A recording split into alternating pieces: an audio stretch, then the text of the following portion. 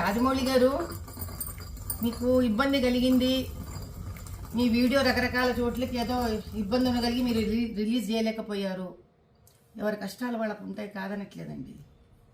కానీ ఆంజనేయ స్వామి వినకుండి నడిపిస్తాడు అని మీ నాన్నగారు అన్నారు. అది ఇప్పుడు భావ్యంగా అనిపించట్లేదు మీకు అన్నారు కదా. పోనీ బాహుబలి సినిమాలో కోట్లు సంపాదించారు కదండి శివలింగాన్ని ఎత్తిపించి పాపం ప్రభాస్ గారితో. అప్పుడేమన్నా శివుడి మీద ఏమైనా దానకం చదివారా మీరేమన్నా? ఏ శివాలయానికి ఏమన్నా దాన ధర్మాలు చేశారా? ఆ రోజు చేసింది లేదు, ఈరోజు తిట్టుకోవడం ఎందుకండి ఆంజనేయ స్వామిని చెప్పండి. కుల వృత్తిలో వ్యక్తులు అంటే కుమ్మరివాడు ఆ కుమ్మరి వస్తువులని, కంసాలివాడు తన కంసాలి వస్తువుని, డాక్టర్ తాను సర్జరీలో వాడే సర్జరీ వస్తువులని, వీటిలన్నిటినీ దైవంగా భావిస్తారండి. భగవంతుడు డబ్బు సంపాదనకి వాడుకోండి, కాదనట్లేదు. కనీసం డబ్బు సంపాదనకి ఉపయోగపడ్డాడు భగవంతుడు అని ఆయన పట్ల ఒక గౌరవం ఉంచడం మీలాంటి వాళ్ళకి, మాలాంటి వాళ్ళకి, మనందరికీ సామాజిక స్ఫూర్తిగా ఉండాలి. ఎందుకంటే ప్రజలు మనని చూసి మన మాట విని చైతన్యవంతమవుతారు. అంత వేలలాగా మీరు ఎవరో ఏదో షాట్లు మీకు కొట్టేశారు కాబట్టి మీకు ఆంజనేయ స్వామి వెనక లేడని మీరు భావించడం, ఆ తర్వాత వెంటనే సమస్య తీరిపోగానే చిన్నపిల్లలాగా వేసేసుకోవడం, ఇంకా నిలకడెక్కడుంది రాజమౌళి గారు మీ అంత పెద్ద మనిషికి కూడా?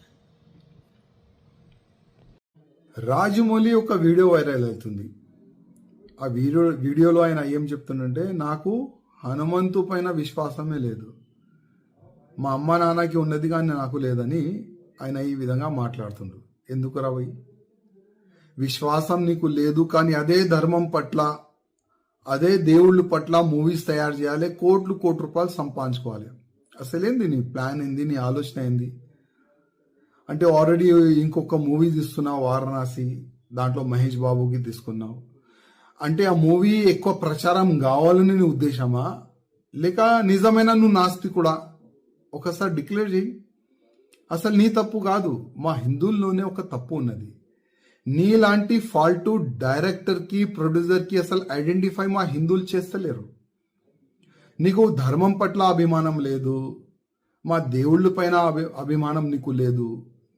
నీ మూవీస్ ఎందుకు చూడాలి మా హిందువులు? బాహుబలి మూవీ తీసినావు, ఆ ప్రభాస్తోని శివలింగం లేపట్టినావు, దాంట్లో కోట్లు రూపాయలు సంపాదించుకున్నావు ఆ మూవీతోని, ఫస్ట్ పార్ట్ సెకండ్ పార్ట్తోని. మళ్ళా మా హిందూ దేవుళ్ళ పైన నీకు నమ్మకం లేదు.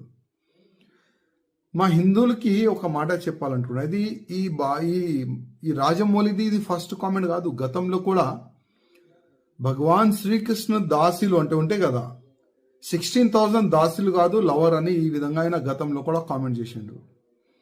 మళ్ళా నాకు రాముడి పైన విశ్వాసం లేదు, రాముడి స్టోరీ బోరింగ్ స్టోరీ అని కూడా ట్వీట్ కూడా గతంలో చేసిండు. ఇప్పుడు హనుమంతు పైన కామెంట్ చేసిండు. నా హిందువులారకి ఒక నివేదిక చేస్తున్నా, ఇట్లాంటి ఫాల్తూ డైరెక్టర్, ఫాల్తూ ప్రొడ్యూసర్ పైన కంప్లైంట్ ఇవ్వండి. ఇట్లాంటి వ్యక్తులకి జైల్లో పడేస్తే అర్థమవుతుంది. హిందూ దేవుళ్ళ పైన కామెంట్ చేస్తే అసలు ఏమవుతుంది నా గతి అని ఈయనకి అర్థమవుతుంది. అదేవిధంగా ఈ ఫాల్తూ డైరెక్టర్, ప్రొడ్యూసర్ తీసిన మూవీ ఎవరు కూడా చూడకండి. మనం చూస్తాం కోట్ల రూపాయలు, 100 కోట్ల రూపాయలు, 1000 కోట్ల రూపాయలు ఈయనకి సంపాదిస్తాం. అందుకోసం ఈ నాస్తికుడు మన ధర్మం పైన ఏ నోరుకొస్తే అది కామెంట్ చేస్తుండ్రు. అందుకోసం మన హిందువులకి కొద్దిగా అర్థం కావాలి, మన ధర్మం పైన, మన దేశం పైన, మన సమాజం పైన ఎవరైనా తప్పుగా కామెంట్ చేస్తే ఆయన గతి ఏమవుతుంది, కొద్దిగా మన హిందువుల్లో ఒక అవేర్నెస్ వచ్చే ఇప్పుడు అవసరం ఉన్నది. జై శ్రీరామ్. మదమెక్కిన ఏనుగు మురిక్కాలు పడ్డదంట. ఆ తరంగా ఉంది మన ఎస్ఎస్ రాజమౌళి కథ. ఇవాళ ఎంతోమంది ఎస్ఎస్ రాజమౌళిని ఒక అద్భుతమైన డైరెక్టర్ అని చెప్పి అందరూ కూడా అభిమానిస్తారు. కానీ మొన్న ఒక స్టేట్మెంట్ తోటి ఇవాళ హిందూ సమాజంలో ఒక తీవ్రమైన వ్యతిరేకత వచ్చింది. మరి ఎస్ఎస్ రాజమౌళి, నేను కూడా ప్రశ్నిస్తున్నా, నువ్వు దేవుడిని నమ్మకపోతే నమ్మకు, మరి నీ ప్రతి ఒక్క సినిమాకి ముందు పెద్ద ఎత్తున పూజ చేసి మరి ప్రారంభోత్సవం చేస్తావు కదా, మరి నువ్వు నమ్మనప్పుడు ఎందుకు చేస్తున్నావు? ఆల్రెడీ అందరు విమర్శిస్తున్నారు, దేవుని కథలతోటి నువ్వు అడగోళ్ళు డబ్బులు సంపాదించినావు అని చెప్పి. మరి వాస్తవమే కదా.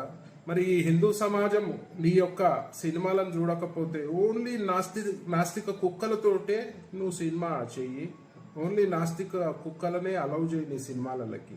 మరి ఈ హిందువులు సినిమా చూడకపోతే నీ బతికేమవుతుంది, నువ్వేమవుతావు అనేది కూడా ఆలోచించాలి. నీ బాహుబలిలోనే చెప్పినావు కదా, అహంకారంతో విర్రవీగే బల్లాల దేవ లాస్ట్కి ఎట్లా పతనమైందో నువ్వే చూపించినావు కదా.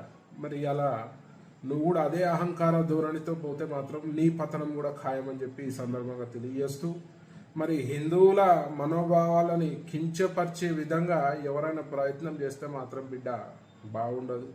మరి దానికి చాలా రకాలుగా నువ్వు సమస్యను ఎదుర్కోవాల్సి వస్తుందని చెప్పి సందర్భంగా తెలియజేస్తూ, మరి వెంటనే నువ్వు హిందూ సమాజానికి క్షమాపణ చెప్పాల్సిన తరుణం ఇది. లేదంటే నువ్వు ఒక హిందూ ద్రోహిగా విద్రోహిగా ఈ సమాజంలో మిగిలిపోతావు.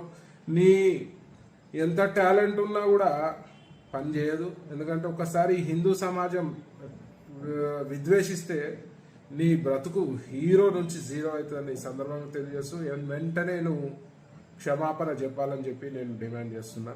జై శ్రీరామ్. ఆయన ఆలోచన ఎవరి ఆలోచన వాళ్ళది.